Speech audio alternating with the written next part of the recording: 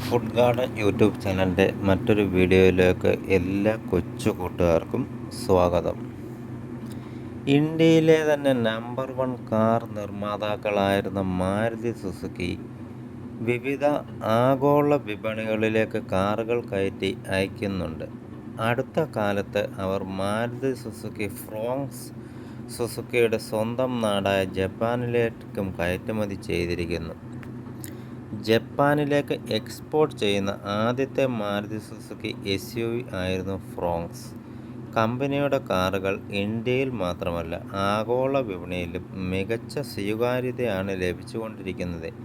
ഇന്ത്യയിൽ, ദക്ഷിണാഫ്രിക്കയിലും right hand drive വാഹനങ്ങളാണ് ഉപയോഗത്തിലുള്ളത്. അതുകൊണ്ടുതന്നെ ഇന്ത്യയിൽ നിർമ്മിച്ച നിരവധി വാഹനങ്ങൾ ദക്ഷിണാഫ്രിക്കയിലേക്ക് കയറ്റുമതി ചെയ്യുന്നുണ്ട്. ആഫ്രിക്കയിലേക്കുള്ള പ്രവേശന കവാടമായാണ് ദക്ഷിണാഫ്രിക്കയെ മാരുതി കാണുന്നത്.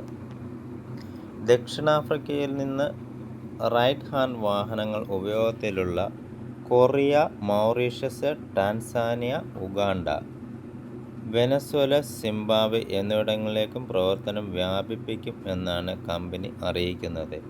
ആഫ്രിക്കയെ കൂടാതെ യൂറോപ്പിലേക്ക് റൈറ്റ് ഹാൻഡ് വാഹനങ്ങൾ വിപണിയിലേക്കും മാരുതി സുസുക്കി കാറുകൾ കയറ്റി അയക്കുകയും ചെയ്യുന്നുണ്ട്.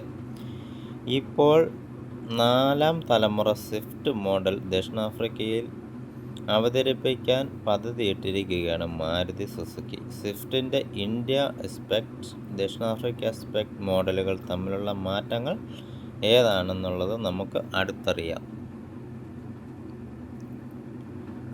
ഇന്ത്യയിൽ നിന്ന് മാരുതി സുസുക്കിയുടെ കാറുകൾ കാര്യമായ മാറ്റങ്ങൾ ഒന്നും തന്നെ ഇല്ലാതെയാണ് ദക്ഷിണാഫ്രിക്കയിലേക്ക് കയറ്റുമതി ചെയ്തുകൊണ്ടിരിക്കുന്നത്.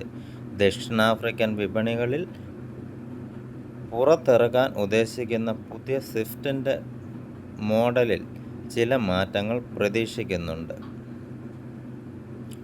പുത്തൻ എഞ്ചിനുമായി 2024 സ്വിഫ്റ്റ് പുറത്തിറങ്ങിയിരുന്നത് നിങ്ങൾ എല്ലാവരും കണ്ടു കാണുമല്ലോ. 5 സ്പീഡ് മാനുവലിനോടൊപ്പം 5 സ്പീഡ് AMDയും നിർബന്ധം ഗിയർ ബോക്സും ഇന്ത്യയിൽ വാഗ്ദാനം ചെയ്തിരുന്നു. ദക്ഷിണാഫ്രിക്കയിലെത്തുമ്പോൾ പുതിയ സ്വിഫ്റ്റിന് AMD ഗിയർ ബോക്സിന് പകരം CVT ട്രാൻസ്മിഷൻ ഓപ്ഷൻ കൂടി കമ്പനി ലഭ്യമാക്കിയും.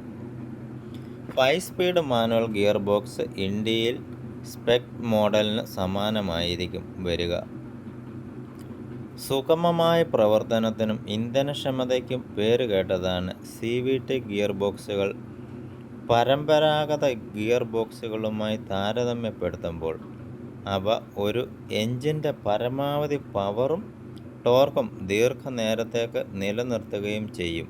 അതുകൊണ്ട് സാധാരണ AMD ഗിയർ ബോക്സിനേക്കാൾ സുഗമമായ ആക്സിലറേഷൻ പ്രതീക്ഷിക്കുകയും ചെയ്യാം. ഓടിക്കുന്ന ആൾക്കാർക്ക് കാല് കൊടുക്കുമ്പോൾ അതിൻ്റെ മുന്നോട്ടുള്ള കുതിപ്പ് മനസ്സിലാക്കാൻ സാധിക്കുകയും ചെയ്യും. 4ാം തലമുറ സ്വിഫ്റ്റിൽ CVT ഗിയർ ബോക്സുകൾ വരുമ്പോൾ പവർ